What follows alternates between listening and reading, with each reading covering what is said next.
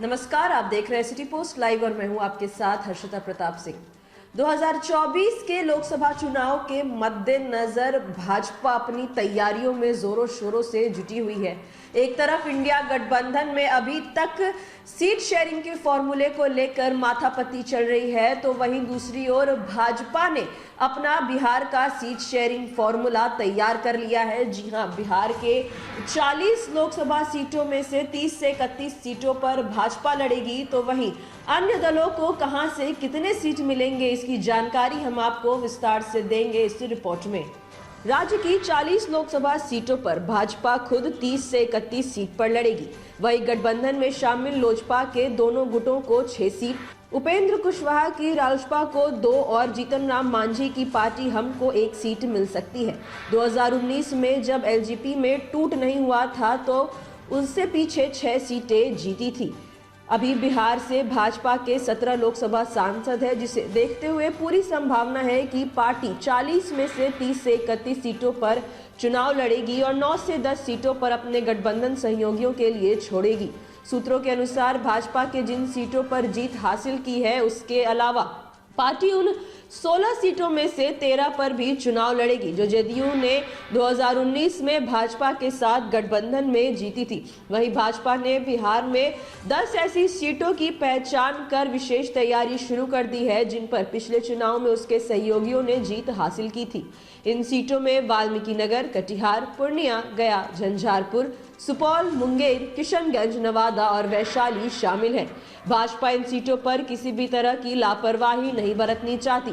पिछले चुनाव में जिन लोकसभा क्षेत्रों में सहयोगी दल के उम्मीदवारों को जीत मिली थी, वहां भाजपा का संगठन काफी मजबूत है। भाजपा 2024 में भी कमोवेश 2014 के फॉर्मूले पर ही सीटों के बंटवारे का मन बना चुकी है, लेकिन इस बार सहयोगियों के लिए पिछली बार की तुलना में कम सीटें छोड़ सकती है। भाजपा का लक्ष्य है कि 30 से 36 तक सीटें मिल जाए। बिहार में 17 सांसद है और जदयू ने पिछली बार साथ मिलकर 16 सीटें जीत ली थी। हालांकि इस बार दोनों अलग है। ऐसे में भाजपा को ज्यादा सीटें किसी एक दल को नहीं देनी पड़ेगी। मौजूदा जानकारी के मुताबिक भाजपा 30 से 31 सीटों पर लड़ेगी। इसके बाद बाकी बची 9 से 10 सीटों को लोजपा के गुटों उपेंद्र कुशवाहा की पार्टी और मांझी के दल में बांट दिया जाएगा। 2019 में राजग से बिहार होकर राजद के साथ चुनाव लड़ने वाले उपेंद्र कुशवाहा को इस बार 1 सीट पर ही संतोष करना पड़ सकता है।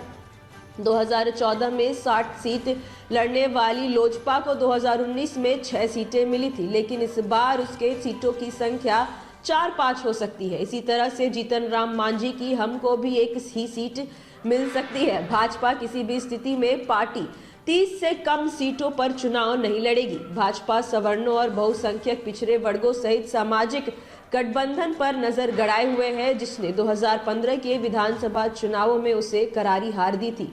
इस दिशा में पहला कदम उठाते हुए पार्टी ने सम्राट चौधरी, जो कि कुशवाहा जाति से आते हैं, को प्रदेश अध्यक्ष की कमान सौंप दी। एक और कुशवाहा नेता नागमनी भी भाजपा के खेमे में आ चुके हैं। भाजपा कई छोटी जातियों के बीच भी अपना जनाधार बढ़ाने की योजना पर काम कर रही है। सभी जातियों में अपनी पैठ बनाने के लिए पार्टी ने पिछले साल शंभू शरण पटेल को राज्यसभा के लिए नामित किया था। पार्टी ने एबीसी को लुभाने के लिए, जो राज्य के मतदाताओं का लगभग 30% हिस्सा है और एक अस्थायी वोट आधार माना जाता है, एमएलसी हरी सहनी को विधान परिषद में विपक्ष का नेता बना दिया।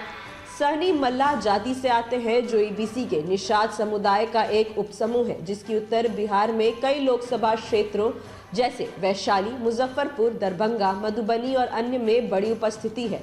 बहरहाल साल 2024 के रण में विपक्षी दलों को मात देने के लिए भाजपा ने ठोस रणनीति बनानी शुरू कर दी है। 2024 का लोकसभा चुनाव इस वक्त बेहद नजदीक है, तो इंडिया गठबंधन इस वक्त भी कंफ्यूजन में है कि किस पार्टी को कहां से कितनी सीटें दी जाए। लगातार सीट शेयरिंग को फॉर्मूले को लेकर तरह तरह की बातें सामने आ रही हैं, लेकिन अब तक ये फॉर्मूला तैयार नहीं हो रहा है। तो वहीं दूसरी ओर भाजपा ने अपनी तैयारी लगभग पूरी कर ली है। भाजपा ने बिहार में अपने सीट शेयरिंग का फॉर्मूला लगभग तैयार कर लिया है, जिसकी एक जानकारी हमने आपको दी इस रिपोर्ट में। अब आने वाले चुनाव में क्या कुछ होता है ये देखना भी काफी दिलचस्प होगा। फिलहाल इस खबर में इतना ही।